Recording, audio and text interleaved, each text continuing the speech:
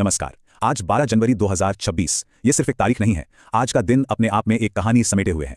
एक कहानी है तरक्की की, दुनिया में भारत के बढ़ते कद की, और हाँ, टेक्नोलॉजी के दोहरे चेहरे की। एक चेहरा जो हमें भविष्य की तरफ ले जा रहा है और दूसरा जो हमें रुककर सोचने पर मजबूर करता है।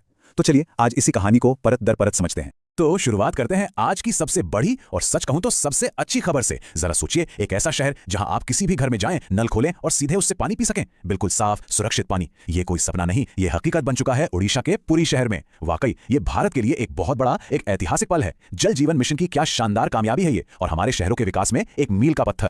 और देखिए, पूरी की ये कामयाबी तो बस एक झलक है।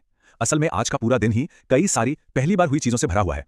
मतलब ऐसी घटनाएं जिन्होंने, चाहे वो न्याय का क्षेत्र हो, विज्ञान हो या फिर टेक्नोलॉजी, सब में एक नई लकीर खींचती है। जरा इन उपलब्धियों का दायरा तो देखिए कितना फैला हुआ है। एक तरफ पुरी है जहां पीने के पानी जैसी बुनियादी जरूरत पूरी हो रही है, तो वहीं दूसरी तरफ जस्टिस रिवती मोहिते डेरे मेघालय हाईकोर्ट की पहली महिला चीफ जस्टिस बनकर इतिहास रच रही हैं। ये लैंगिक समानता की दिशा में एक बहुत बड़ा कदम है। बात यहीं खत्म नहीं होती, टेक्नोलॉजी की दुनिया में भी एक बड़ी पहली घटना हुई। इंडोनेशिया ने डीप फेक के खतरे को समझते हुए ग्रोक एआई पर बैन लगा दिया, और ऐसा करने वाला वो दुनिया का पहला देश बन गया। और हाँ, विज्ञान के मैदान में भी भारत का झंडा बुलंद हुआ। भारतीय मूल की गणितज्ञ नलिनी जोशी को New South Wales scientist of the year का खिताब मिला है। अच्छा, ये तो हुई देश के अंदर की बातें, लेकिन आज की कहानी का एक और जरूरी पहलू है, और वो है दुनिया के मंच पर भारत की बढ़ती छाप। कैसे भारत का असर और पहचान लगातार बढ़ रही है, चलिए अब उस पर नजर डालते हैं। और ये कोई हवाई बात नहीं है, बल्कि आंकड़े खुद इसकी गवाही दे रहे हैं।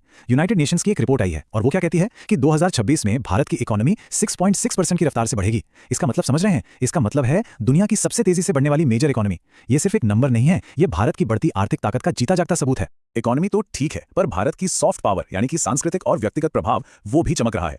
इसका एक बेहतरीन उदाहरण है गोवा के उद्योगपति श्रीनिवास डेम्पो। उन्हें इटली ने अपने एक बहुत बड़े सम्मान night of the order of the star of Italy से नवाजा है। यह दिखाता है कि कैसे भारत के लोग दोनों देशों के रिश्तों को और मजबूत कर रहे हैं। और बड़े बड़े ग्लोबल मंचों पर भी भारत की आवाज अब और ज्यादा सुनी जा रही है। मिसाल के तौर पर भारत को G7 की एक बेहद जरूरी मीटिंग में बुलाया गया है, जहां क्रिटिकल मिनरल्स पर बात होगी। यह दिखाता है कि दुनिया अब सप्लाई चेन में भारत को कितना जरूरी मानती है। फिर अपने पड़ोस में बांग्लादेश के साथ गंगा वाटर ट्रीटी को रिन्यू करने पर बातचीत चल रही है, जो हमारे आपसी रिश्तों के लिए बहुत जरूरी है। और तो और ग्लोबल सिक्योरिटी की बात करें तो सीरिया में आईसिस के खिलाफ जो ऑपरेशन हुआ, उसमें भी भारत की भूमिका अहम है। चलिए अब बात करते हैं उस चीज की जो हमारे भविष्य को शायद सबसे ज्यादा बदलने वाली है, टेक्नोलॉजी और डिफेंस। और आज इस मोर्चे पर हमें उम्मीद की किरण भी दिखी और खतरे की घंटी भी सुनाई दी। तो पहले अच्छी खबर, भारत टेक्नोलॉजी में जो लंबी छलांग लगा रहा है वो वाकई कमाल है। आसमान में देखिए, इसरो ने इस साल का पहला सैटेलाइट कामयाबी से लॉन्च कर दिया है। जमीन पर डीआरडीओ ने हाइपरसोनिक टेक्नोलॉजी में एक बहुत बड़ी कामयाबी हासिल की है। और हमारी सड़कों पर भविष्य में हमारी गाड़ियां V2V यानी vehicle to vehicle communication technology से लैस होंगी, जिससे सफर और भी ज्यादा सुरक्षित हो जाएगा। लेकिन जैसा मैंने कहा, हर सिक्के का दूसरा पहलू भी होता है। टेक्नोलॉजी की इस तेज रफ्तार के साथ कुछ बड़े खतरे भी आ रहे हैं, और इनमें से एक नाम जो आजकल बहुत सुनने में आ रहा है वो है डीप फेक।